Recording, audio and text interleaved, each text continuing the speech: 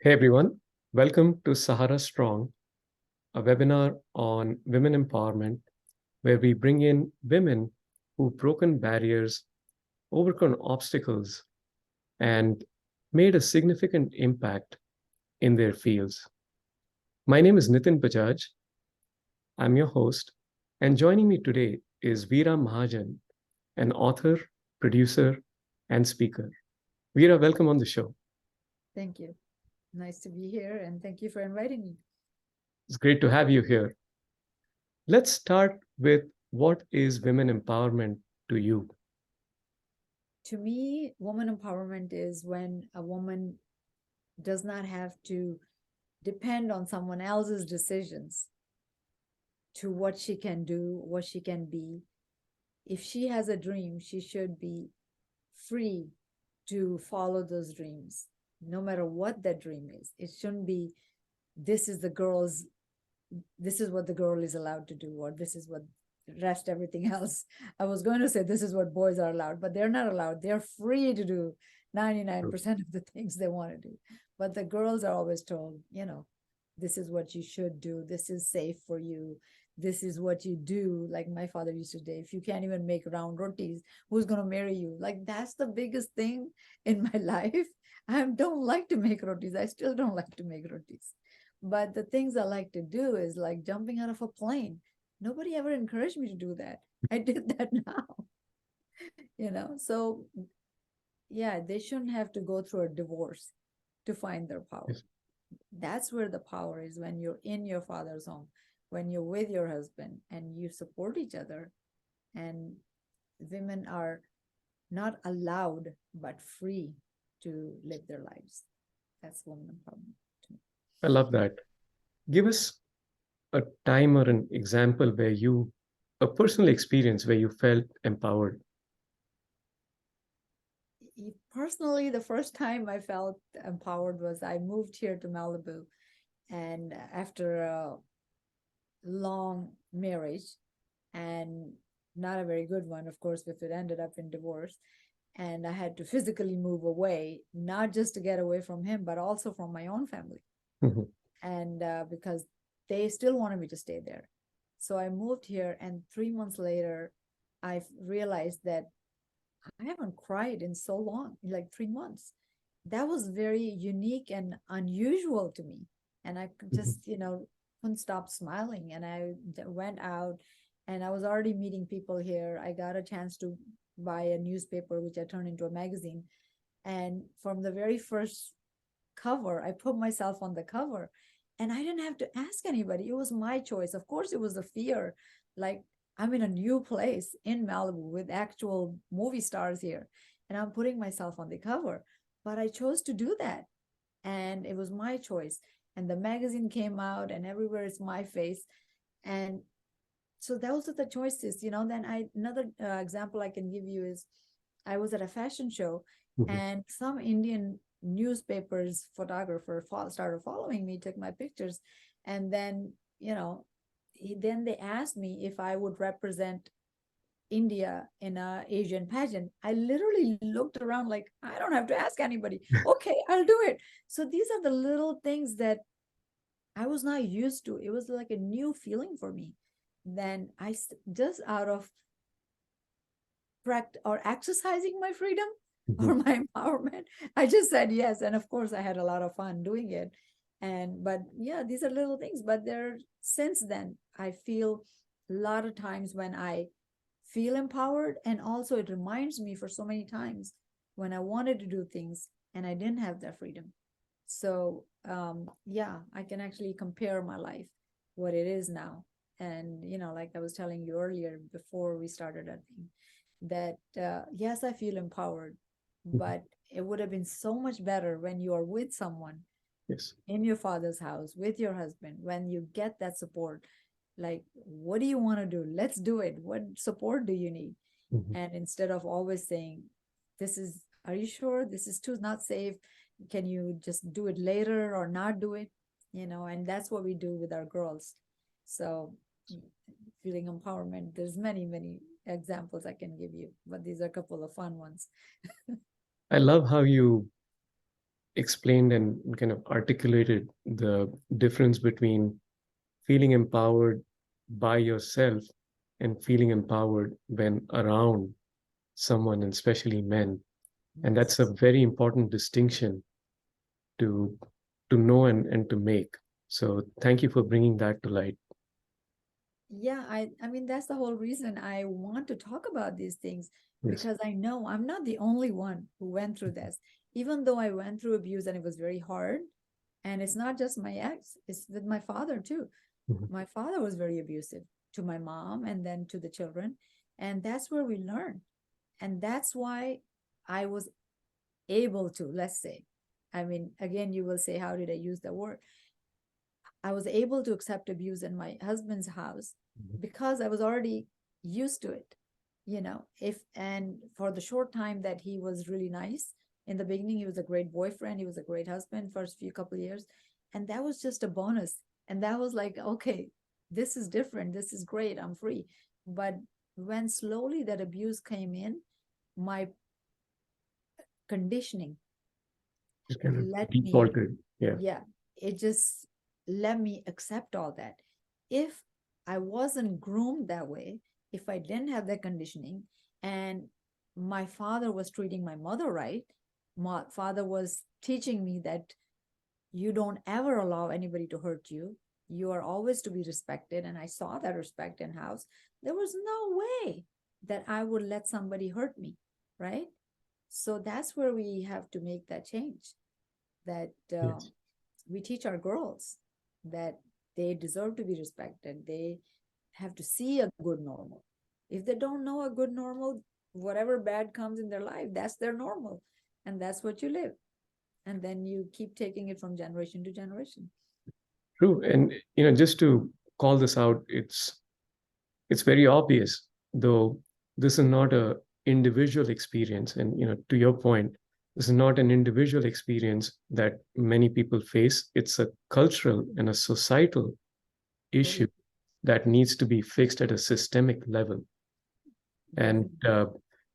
I would love to kind of change gears a little bit and ask you, how can we as a community achieve true gender equality, right? What is that one thing or a couple of things that we could do to start bringing that change about? It's not a flip of a switch, so it's not going to happen overnight. But Yes. what is that one big So thing that many we can do? ways I have noticed that we don't listen to our own words. Just what you said right now, Mhm, gender equality, mhm, right? You have a baby mhm, and it happens to be a girl. Why do we look at her differently than when we have a boy? mhm. You have a child, you have Yes, equal responsibility to yes, both of them.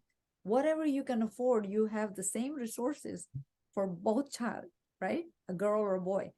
Let's say there are even twins, still we treat them differently. yes. We'll have different rules for the girls, we'll have different rules for the boys, right? Why? We make that gender inequality right from start.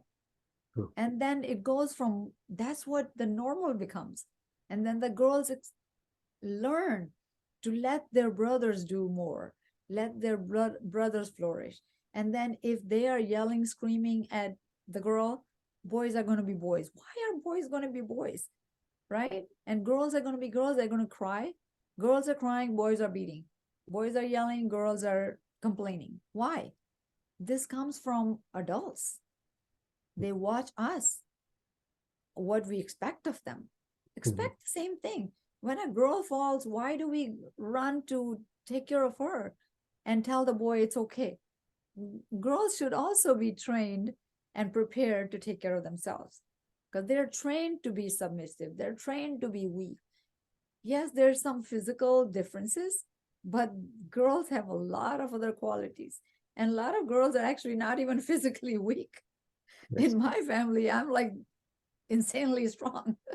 I'm a small person, but like even my son, when he says if I have to pick up, like we were moving right now, he'll say, "Is this okay?" I'm like, I don't even feel it. It's like I can pick up boxes, except the size, of course, I can only pick up what the Sure. size my arms can hold. But how much of a bigger box am I going to hold? but mostly weight or whatever else, we just make, if our mind starts thinking I'm weak, I can't do this. And that's what we're training our daughters to be. You are a girl, you can't do this, you have to stay behind, you have to stay at home, you can't go, just make them strong.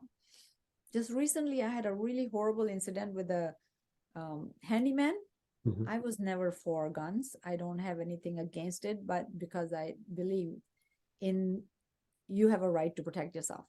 And I had a real horrible experience with a handyman in our house. And now I'm learning how to shoot because I'm going to protect myself, right? I'm not going to depend and cry like, oh, I was a woman and he did this and that. Next time you come, 911, I called, they didn't come for 40 minutes. Now they come, I'm going to tell you with a gun, get out of my house. I'm a boxer. I can jump out of a plane. I can do all those things, but I'm doing it on my own. I had to fight to do those. I ran a marathon and I've trained people for marathons, but I do that on my own. I do it after having to tell or fight against. Shouldn't have to do that. This should be like, oh, my daughter wants to run a marathon. Let me help her. That's what it should be. Instead of like, really? Is that what you're doing? Are you sure? I started the magazine and that's what everybody said. Are you sure you can do the magazine? You've never done that before? Like, I ran business before. I'm going to run it as a business. But that's what the difference is. I wish I had that. Now in this 12 years I've been here, I've done a lot. I've done 2 master's degrees. I've run my own magazine, and another Indian magazine told me that I was the first Indian ever to do a mainstream magazine. I didn't know that. I just go out and do it, right? But imagine the things I could have done if my parents and my husband, my brothers were supporting me. I had that capability, and a lot of girls have that capability. Don't take it away from them by telling them, no, you can't, because they can. Support them. I 100% agree with you. And I would love to, sitting on the other side of the fence, right, colloquially, what can men do to help bring this gender equality and women empowerment? I mean, you mentioned a few things, you kind of hinted at them, in a notional sense, yes, be there from a mindset perspective, but are there specific examples that you would like to bring about? Well, just think about these tennis players, right? Vanessa Williams and her sister. Venus and Serena, who was supporting them? Their father. Right? Yes. So be the father. He saw the talent, just like Michael Jackson's father saw the talent in him, and he groomed the boys. Same with another father who saw that in the girls. He didn't tell them, no, oh, they're girls, they won't be able to do it. He fought for them and he trained them, and they are successful, right? Rain or shine, they were out there. Major stars. So you have to not see them as a girl or a boy, see them as your child and see them as the potential and see what you can do, what resources you can bring. And he didn't have sons, so he trained his girls, right? He didn't feel bad like, some of the Indian people or any other people who only want to support the guys. But girls have talents, girls have the abilities. Don't sell them short, please. And treat their moms right, so they will know how a woman should be treated, so they don't let someone else treat them bad, so they don't feel limitations on themselves. That's how you support girls. I'll share a couple of examples I have personally faced. So before I do that, to your point, it's not just about seeing the ability and capability in your daughters, but in your partners. And your partner could be a man or a woman. It makes no difference, right? It's something we need to enable our partners, our children, our siblings, gender irrespective. One example that I have personally faced, being from our community, is I have 2 daughters, and we often would get asked, are you going to try for a third? And for the first few times, you should have a boy. right. And the first few times I didn't get it. I was like, oh, why 3? Like, 2 seems pretty normal. I know. And I'm a little slow. So The other person, oh, don't you want a boy? It's like, oh, I have two children. That's all I care Right. for, right? And where's the guarantee anyway? Yeah, you are have two beautiful, healthy kids. Be That's happy. all I care for. Right, right. But yeah, that expectation, and as you rightly said, we as adults, as parents, as the elders, or as part of this community, have built these expectations that we want others to follow. Yeah. And therein lies that, unfortunate expectation that girls are different than boys, women are different Not than only men. different, they're considered a lesser gender. Yes. That's the problem. You Yes. know, we are groomed to be supporters. If we can support everybody else, what do you think we can do if we were allowed to do something for ourselves, right? We support our fathers, mothers, brothers, everybody.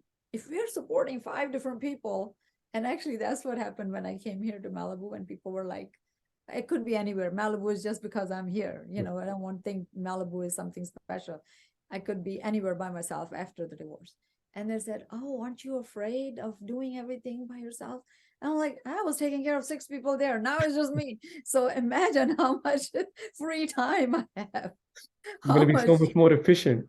right? How many things I can do for myself. If I was doing that for, I was managing the business, I was managing the house, I was managing my, my kids and their school and the homework, supporting my mother, like taking care of her and taking care of my in-laws. I was taking care of so many people and so many things. Now it's just me. Now I wake up and like, okay, and I have done a lot in last 12 years. And because for one, I have the time and I have the abilities, which I had then also, but now I can actually practice them. And also nobody's pulling me down. Like those, Right. I don't know if you've heard the joke, how many Indians can go up the ladder or something. Yes. They say, well, only so many because some are Right. pulling them down. True. Whether they can go up or not, but their job is to pull the other person down, right? True. So anyway, yeah. So I want to put a spin to this. You are now a person in power. I would love to know from Or at you. least empowered. I can do whatever I want. Yes, exactly. What are some benefits of having more women in positions of power? For the biggest benefit that I see is that when women, like I was saying earlier, young girls, they need role Mhm. models, Yes.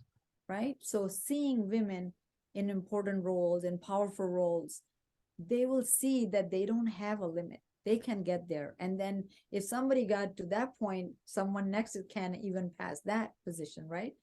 But if we don't have women in leadership roles or in powerful roles, then women will always think that we have to be in Hmm. lesser roles. Like for True. the longest time, they were only allowed to be receptionists. Hmm. And on top of that, I think women, because they are able to multitask, they're able to see the feelings, they are able to resolve conflicts because they're listened better. I Yes. think they can be good bosses instead of just being bosses. Hmm. And our office is in Michigan. We had a Hmm. software business. People used to tell me that are my employees. I mean, I call them people, somebody, like just the difference, right? I didn't treat them as employees. They were Right. people, they were my team. And they would tell me that they do things for me because they respect me, they like me. And they do things for my ex because they're afraid for their Right. jobs. Yes. So that was the big difference. We were both bosses. He was the CEO and I was the president of the company. But they had to come to me to just kind of run by things because they were so afraid of him. And they say we do things for him because he would yell. So they were afraid for their jobs. So that's the big difference. I think women, they can get more things done. They can get that teamwork, and they can be, I think, good bosses, better bosses. So they should be given chances. I agree. Yeah. Now, in addition to having more role models, how do Mhm. we encourage more women to take on leadership positions? How do we encourage them? I think Hmm. first of all, we should make those positions available. We have Hmm. to recognize the work that they do. If True. they are recognized and then more things are Mhm. opened up, then they will want to step up. Like if somebody's encouraging them, you've done so well, you could do this, you could do that. Because if that doesn't happen, if their current job is not even recognized, then you can imagine how will they be True. encouraged to do any more. So One thing I'm personally curious about is there tend to be certain or a lot of positions that are typically male dominated. mhm. How do we not just encourage, how do we enable more women to think about taking on those positions, right? As you said, a lot of these things start with a thought. Mhm. How do we put that thought that this is possible and help Well, bridge again, that there gap? are, I think, empowered women do empower women. Mhm, So women who have broken some ceilings, mhm, the role models, they have to go out and not just do their job, and they have to make an effort to bring other women along. And more, if there's a quota for having African Americans or whoever yeah, else, we should have quotas for women too.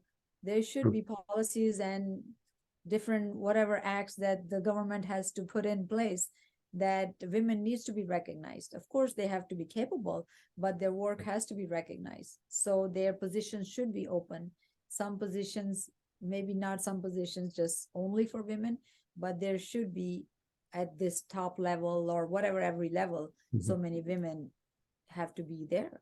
So then women will know that we can apply for those positions, and those should be advertised, those should be promoted, that women needs to apply.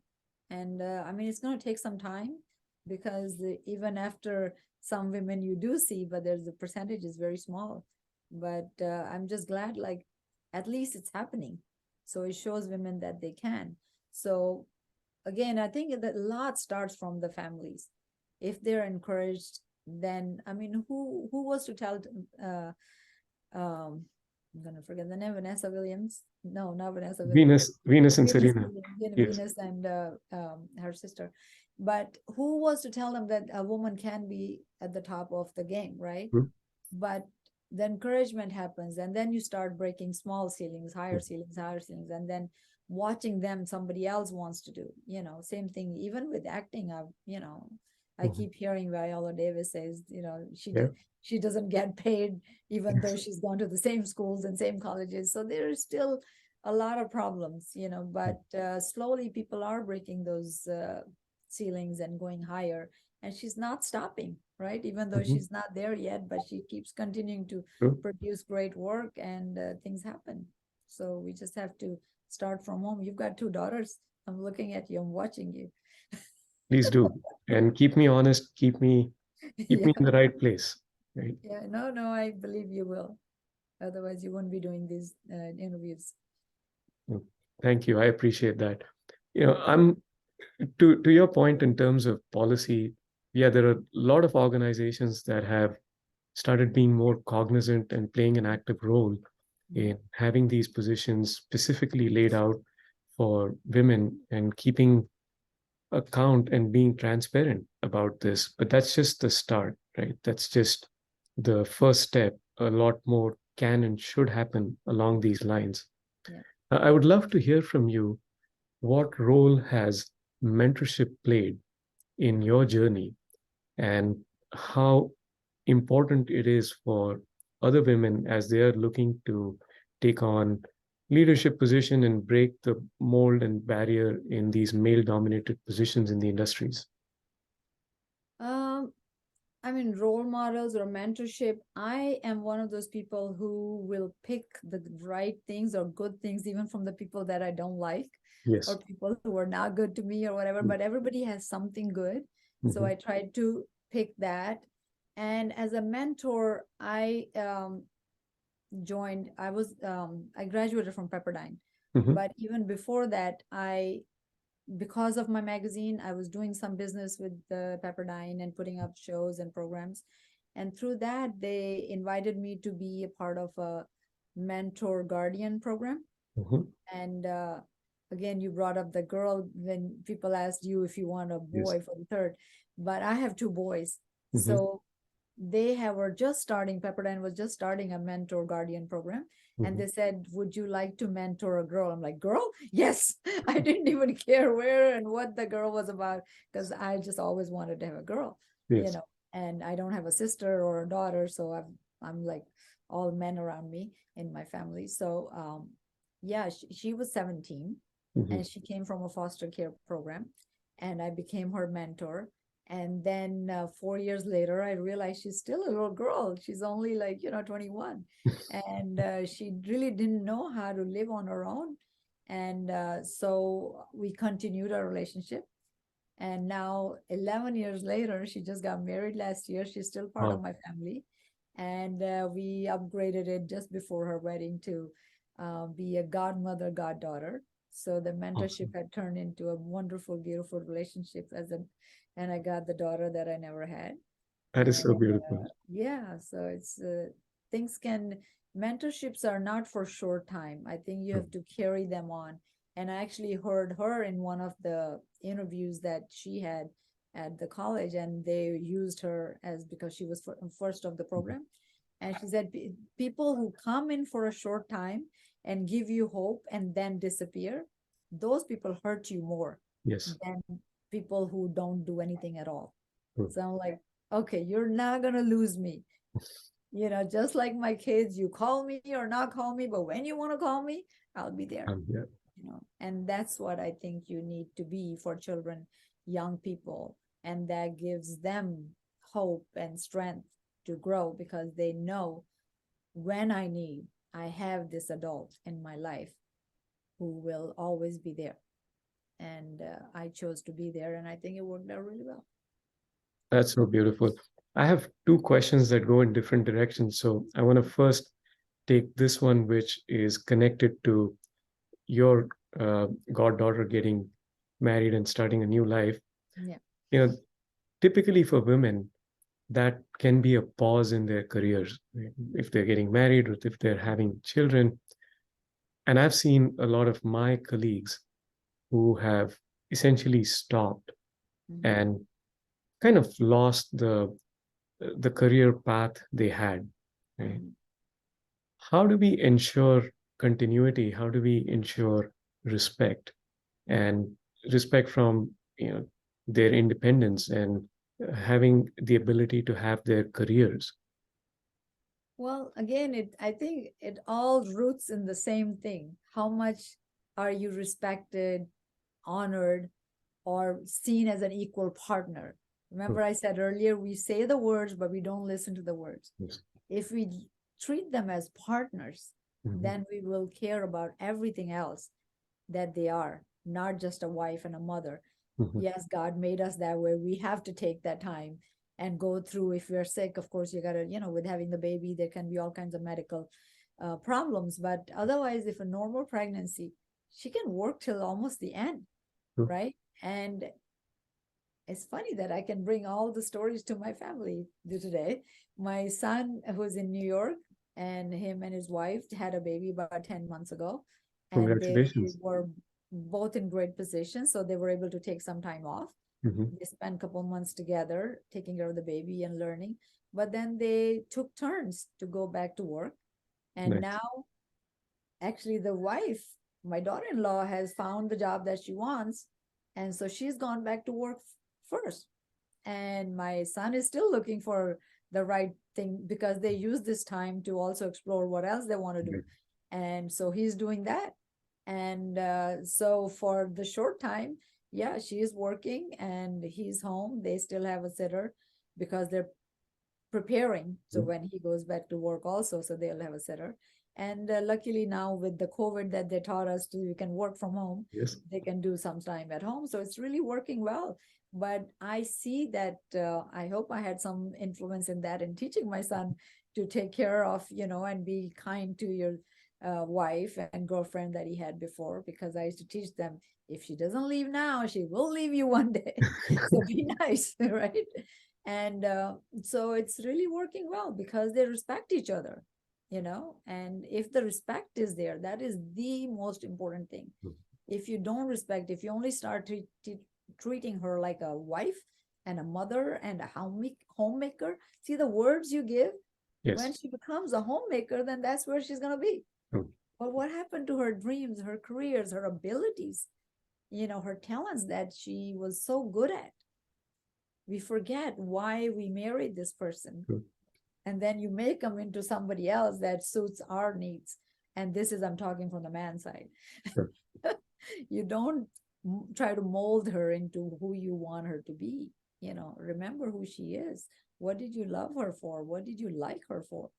And respect that and support that. And then I think together they can do much better. Now they'll have two incomes whenever they're working together. Otherwise, she will be home taking care of the babies. He'll be the only one working. Then you're complaining. I do the work. I do all the work. What is she doing at home? She's not doing work. It's True. a different kind of work. So I think respect is the root of any good relationship. Even Beautifully love said. comes after. Beautifully said. Yeah. Thank you. My other question is around young women who are just about starting their careers. What would your advice be for them? Who are just starting a career. I just spoke a few days, maybe a couple of weeks ago. I spoke at Pepperdine, and this was with young people who were seniors. They were going to college, and one of the girls at the Q&A session, that's exactly what she asked. I am starting a new job. I'm applying and I'm going to a new job.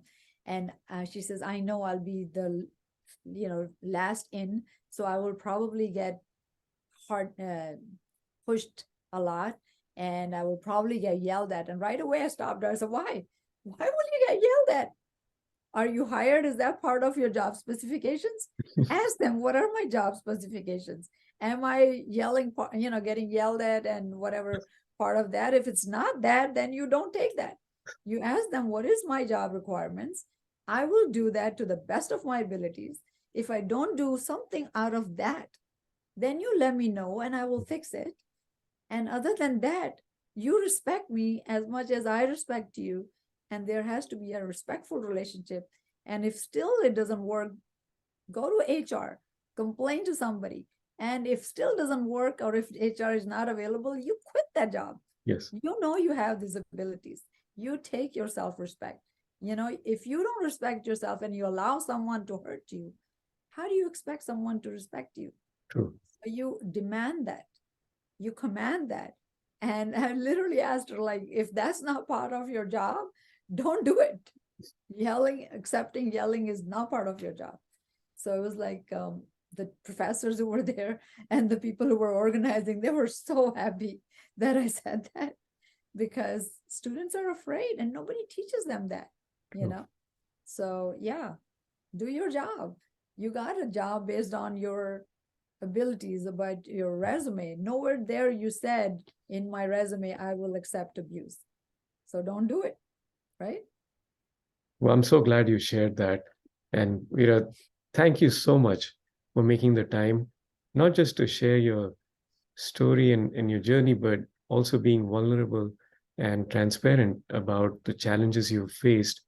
But more importantly, the ability to overcome them, and for showing that anybody can and we all should. And we should look at each other as partners and have equality in the truest sense, because really there is no difference between how we were born. So Yes. thank you once again. I really appreciate you being here and Thank you for for all having you do. me. Definitely. We'll talk again.